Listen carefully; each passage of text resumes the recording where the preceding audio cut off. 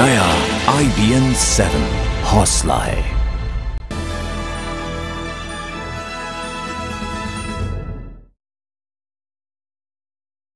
एक साल मोदी सरकार, जहां इस हफ्ते में मोदी सरकार अपना एक साल पूरे कर रही है। पिछले साल 16 मई को आपने एक आवाज सुनी थी जिसमें कहा गया था कि अच्छे दिन आ गए हैं। यानी जिस दिन चुनाव के नतीजे आए थे ठीक उसी दिन प्रधानमंत्री नरेंद्र मोदी ने यही नारा दिया था, जिस नारे के बेसिस पे वो पूरा चुनावी कैंपेन जीत कर आए कि अच्छे दिन आने वाले हैं। 16 मई को उन्होंने कहा कि अच्छे दिन आ गए हैं। देश की जनता अपने नेता की आवाज में आवाज उस दिन मिला रही थी, लेकिन अब उस नारे को एक साल बीत चुका है और वक्त उस नारे की हकीकत तलाशने का है। जनता के वही जज्बात अब IBN 7 के सवाल भी हैं कि क्या वाकई अच्छे दिन आ गए हैं? क्या वाकई मोदी सरकार अपने दावे को हकीकत बना पाई है या फिर वो नारा सिर्फ एक इश्तिहार बनकर रह गया? मोदी सरकार के एक साल पर IBN 7 की महा कवरेज लगातार जारी है और आज हम बात करने वाले हैं 12 महीने में मोदी सरकार के उन 12 फैसलों की जिनसे देश की करोड़ों उम्मीदें जुड़ी हुई हैं।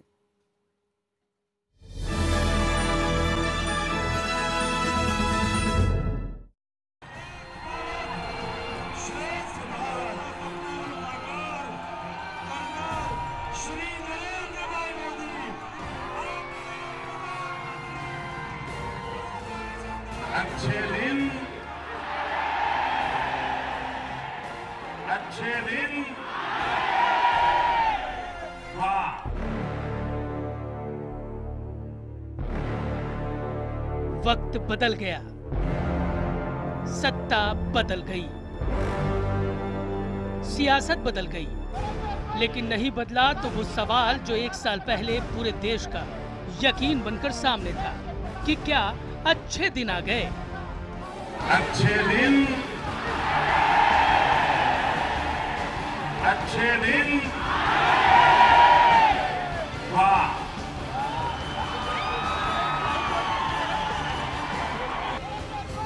एक साल में क्या बदला, कितना बदला, किसने बदला, कहां बदला? ऐसे तमाम सवालों के साथ IBN 7 की महा कवरेज भी शुरू हो चुकी है और उन सवालों का दौर हम आज से ही शुरू कर रहे हैं। 12 महीने, 12 फैसले। अगले 3 दिन मोदी सरकार के 12 फैसले और उन फैसलों के नतीजों का पूरा बही खाता आपके सामने होगा। हम आपको दिखाएंगे कि एक साल में क्या मोदी सरकार की योजनाओं ने अच्छे दिन की उम्मीद जगाई है। क्या वो योजनाएं वाकई देश की जरूरत थी? क्या उन फैसलों से देश की तस्वीर बदलने वाली है? क्या वाकई वो योजनाएं देश की जनता तक पहुंच पाई हैं? इस महा कवरेज में आज हम आपको मोदी सरकार के ऐसे ही 4 बड़े फैसलों से रूबरू कराएंगे और तलाशेंगे उस सवाल का जवाब भी कि क्या अच्छे दिन आ गए। देखिए 12 महीने 12 फैसले। ऐसे तो बीते एक साल में इस सरकार ने बहुत से फैसले किए होंगे, लेकिन हमने आपके लिए कुछ महत्वपूर्ण और सीधे जनता से सरोकार रखने वाले सरकार के 12 फैसलों को चुना है। अगले 3 दिनों तक IBN 7 की ये महा कवरेज जारी रहेगी। हर दिन हम मोदी सरकार के कुछ ऐसे फैसलों की बात करेंगे जिन्हें सरकार अपनी कामयाबी बताती है, जहां प्रधानमंत्री बार बार कहते हैं कि उनकी सरकार ने ये काम कर दिए हैं। ऐसे ही 4 बड़े फैसले पर अगले कुछ मिनटों में अब आपके सामने हम नजर डालने वाले हैं। शुरुआत करते हैं मोदी सरकार की उस योजना से जिसे सरकार ने किसी योजना नहीं बल्कि एक मिशन की तरह पेश किया। हम बात कर रहे हैं मोदी सरकार की जन धन योजना की, जिसके लिए यह दावा किया गया कि सरकार ने 5 महीने में ही 12 करोड़ से ज्यादा बैंक खाते खोले। सरकार का दावा है कि इस वक्त देश के करीब 95% 95% लोगों के पास बैंक खाते खुल चुके हैं, यानी ज्यादातर हिंदुस्तान की जनता के पास बैंक खाते हैं। क्या वाकई में सच है? आइए नजर डालते हैं।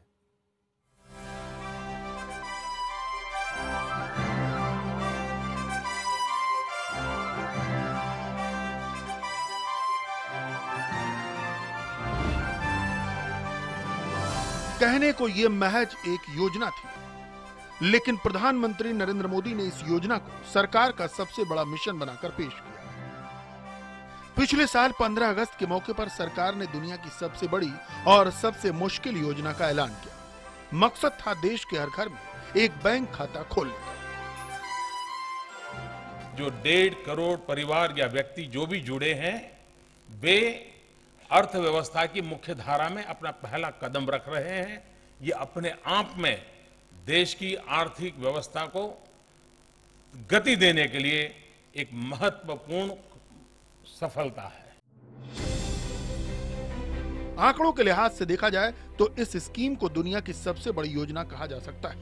सिर्फ 5 महीने के भीतर ही सरकार ने एक बहुत बड़े आंकड़े का दावा भी पेश किया। प्रधानमंत्री जनधन योजना की वेबसाइट के मुताबिक इस साल 31 जनवरी तक देश में तकरीबन 12 करोड़ लोगों के बैंक खाते खोले गए, जिसमें करीब 10,500 करोड़ रुपए जमा हैं। अब सवाल यह है कि आखिर इस योजना का मकसद क्या है।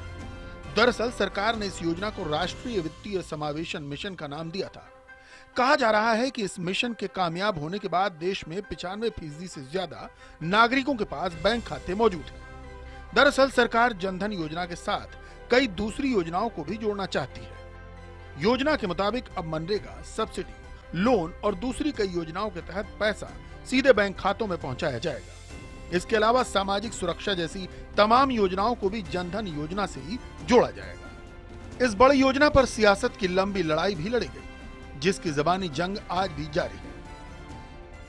जनधन योजना के अंतर्गत वो जो बताना चाह रहे हैं कि हमने खाते खोल दिए, लोगों को ये उम्मीद जगाई है इस सरकार ने कि वो जो 15 लाख रुपए उन्होंने कहा था कि हर भारतीय के अकाउंट में पैसे आएंगे 100 दिन के अंदर, वो जो काला धन विदेश में पड़ा हुआ है, तो मैं आपसे पूछना चाहता हूं, क्या आपके अकाउंट में 15 लाख आ चुके हैं? जनधन योजना पर एक अच्छे शब्द कांग्रेसियों की जबान से सुनने को नहीं मिलते, क्योंकि वो मानते हैं कि उन्होंने 60 साल में जितने खाते नहीं खुलवाए, नरेंद्र मोदी जी ने 1 महीने के अंदर वो खाते खुलवा के दिखा दिए। ये सच है कि इस योजना के तहत जिन लोगों के बैंक खाते खोले गए हैं, उनमें से आधे खातों में एक भी पैसा नहीं है। यानी जिनके खाते में पैसा ही नहीं है, वो सामाजिक सुरक्षा योजनाओं के तहत प्रीमियम का पैसा कहां से देंगे। खैर, इस अंगणित से भी दूर ये भी एक सच है कि इतने कम वक्त में 12 करोड़ से ज्यादा बैंक खाते खोलना अपने आप में बड़ी कामयाबी है। Bureau report, IBN 7। तो जनधन योजना को लेकर तमाम तरह की बातें कही जा रही हैं। कुछ लोग इसको बहुत सफल बता रहे हैं और कुछ लोग केवल चुनावी वादा कह के केवल बिगुलबाजी कह रहे हैं। इस बीच बजट में वित्त मंत्री अरुण जेटली ने कुछ ऐलान किए, उसे प्रधानमंत्री ने महज 70 दिन में जमीन पर उतार दिया। हम बात कर रहे हैं प्रधानमंत्री सुरक्षा कवच की। जी हां, 3 ऐसी योजनाएं जो हिंदुस्तान के करोड़ों गरीब परिवारों तक इंश्योरेंस और पेंशन जैसी सुविधाएं पहुंचाने का दम रखती हैं।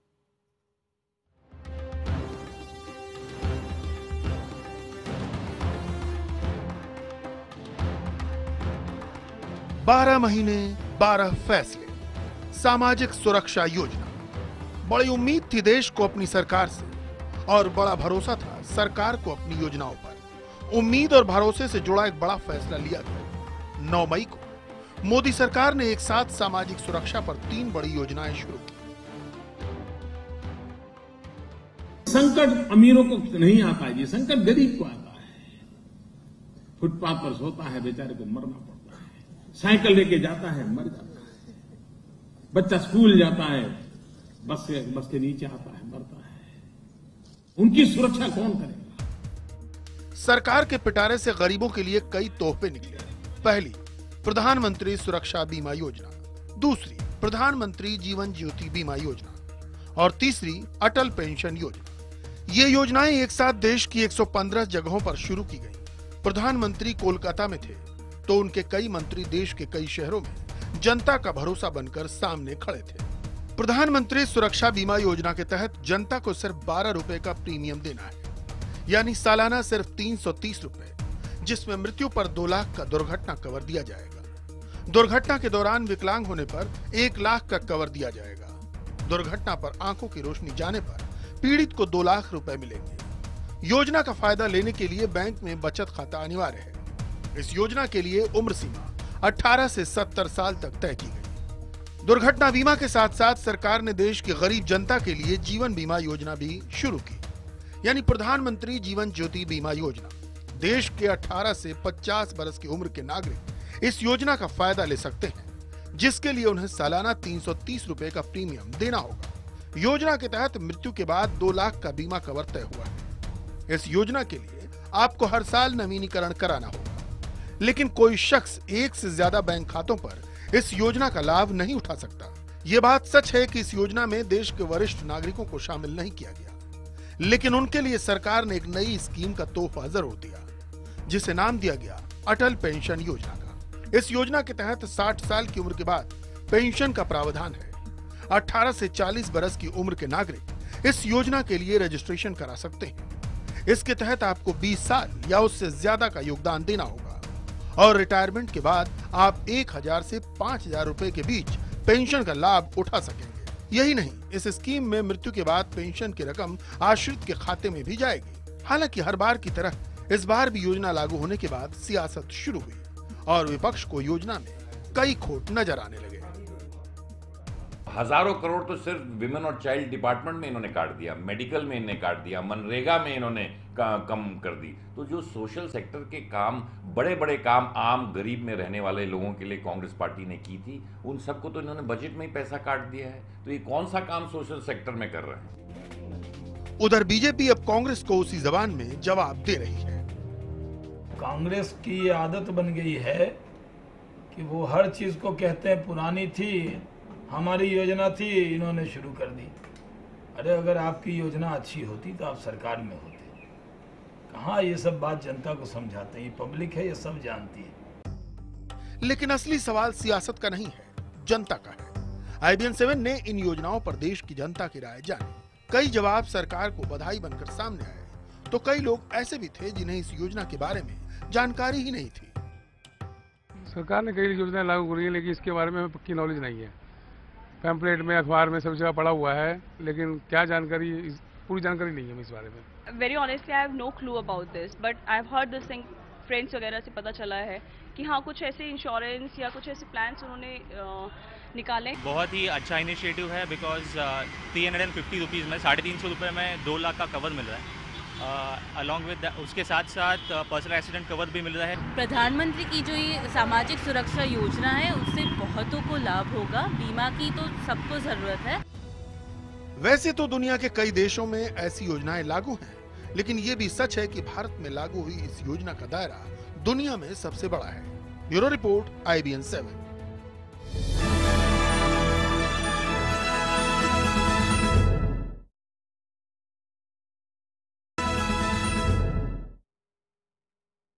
तो 1 साल का वक्त बीत चुका है, 12 महीने का वक्त बीता है प्रधानमंत्री मोदी की सरकार का। 12 महीने के 12 बड़े फैसले पर इस वक्त हम आपकी बात कर रहे हैं। एक और बहुत बड़ा मुद्दा था जिसको चुनावी मुद्दा बनाया बीजेपी ने, और उस पर बीजेपी की जो लाइन थी उसको काफ़ी ज़्यादा बीजेपी के वोटर्स ने पसंद भी किया। काला मुद्दा, जहाँ काले धन का मुद्दा। प्रधानमंत्री नरेंद्र मोदी की ऐतिहासिक जीत में काले धन का वो मुद्दा भी बुनियाद बना था। सत्ता संभालते ही मोदी सरकार ने अपना पहला फैसला इसी मुद्दे पर भी लिया था, लेकिन फिर कभी सियासी जुमला तो कभी कानूनी दांवपेच के बीच ये मुद्दा उलझता रह गया। हालांकि बीते 1 साल का बही खाता देखें तो मोदी सरकार ने काले धन पर कई बड़ी कामयाबियां हासिल की हैं। अगर हम कंपेयर करें बीती सरकारों से, फिर वो काले धन पर SIT गठित करने का फैसला हो, या काले धन पर सख्त कानून बनाने का हो, या फिर स्विस सरकार को नियमों में बदलाव के लिए तैयार करना हो।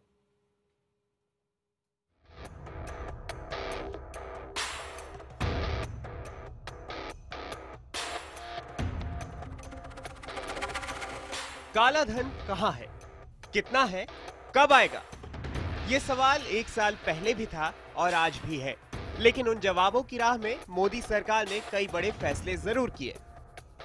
नई सरकार बनने के बाद पहली कैबिनेट मीटिंग में पहला निर्णय किया काले धन के लिए SIT।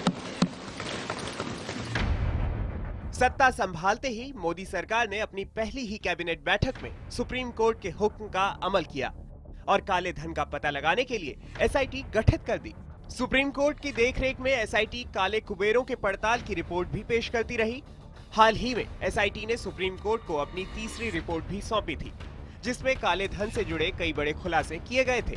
एसआईटी की रिपोर्ट के मुताबिक इस साल फरवरी में 575 काले कुबेरों की जानकारी मिली थी, जिस पर कार्रवाई जारी है। इससे पहले सरकार को 624 नाम मिले थे, जिनमें से 403 लोगों के खिलाफ पुख्ता सबूत मिल चुके हैं। एसआईटी के मुताबिक इन लोगों के पास करीब 4,520 करोड़ मौजूद है। एसआईटी ने ये भी बताया कि सरकार ने इन लोगों से अब तक 237 करोड़ रुपए वसूल लिए हैं और बाकी की कार्रवाई जारी है। एसआईटी के मुताबिक काले धन के मामले में फिलहाल 166 लोगों के खिलाफ मुकदमे दर्ज करने की तैयारी चल रही है। कामयाबी बड़ी थी, मगर इससे भी बड़ा फैसला था। काले धन पर सख्त कानून, जिसे सरकार सदन में पास कराने पर कामयाब रही। नए कानून में काले धन के कुबेरों के खिलाफ सख्त सजा के प्रावधान तय किए गए हैं। कानून के मुताबिक अघोषित आय और संपत्ति पर 120% की दर से जुर्माने का प्रावधान है और दोषियों के लिए 10 साल की सजा तय की गई है। नए कानून के मुताबिक अघोषित आय और संपत्ति रखने वालों को कुछ वक्त की मोहलत भी दी जाएगी, ताकि निर्धारित समय में वो लोग अपनी संपत्ति का ब्यौरा पेश कर सकें, और अगर ऐसा नहीं किया गया तो दोषियों पर कानून के मुताबिक कार्रवाई होगी। रही बात काला धन वापस लाने की, तो उस ओर भी मोदी सरकार ने कई कदम रखे हैं। कुछ वक्त पहले सरकार ने कई काले कुबेरों के नाम का खुलासा किया था, लेकिन उनमें से कुछ नाम ऐसे थे जिनके बारे में ज्यादा जानकारी हासिल नहीं हुई थी। लेकिन 15 मई को स्विस सरकार ने भारत को बड़ा भरोसा दिला दिया। स्विस सरकार ने भारत को काले धन पर पूरे सहयोग का भरोसा दिलाया है और स्विस सरकार चुराए हुए आंकड़ों के लिए नियमों में तकनीकी बदलाव पर भी राजी हो गई है। ये कामयाबी इसलिए भी बड़ी है क्योंकि इससे पहले तक स्विस सरकार अपने देश के कानूनों की ही दुहाई देती रही थी। यानी स्विस सरकार की रजामंदी और मोदी सरकार के फैसले ने एक बार फिर काले धन की वापसी की उम्मीद जगा दी है। Bureau report, IBN 7। और बात किसानों की। आंकड़े कहते हैं कि देश में हर साल करीब 12,000 किसान आत्महत्या कर लेते हैं। इस साल तो ये आंकड़ा और भी ज्यादा दर्दनाक हो गया। बेमौसम बरसात और मौसम की मार ने देश में करीब 40% फसलों को बर्बाद कर दिया और ऐसे में मुश्किल वक्त में मोदी सरकार ने एक बड़ा फैसला कर्ज में डूबे किसानों के लिए नई संजीवनी की तरह सामने आया और वो फैसला था किसानों को 1.5 गुना ज्यादा मुआवजे का ऐलान।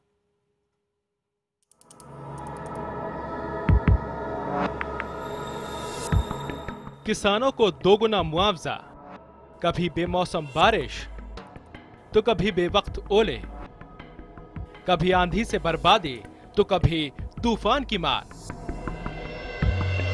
देश के खलिहानों में इस साल जो कुछ भी हुआ वो किसी से छिपा नहीं था, इसलिए मोदी सरकार को भी आंखें मूंदना मंजूर नहीं रहा।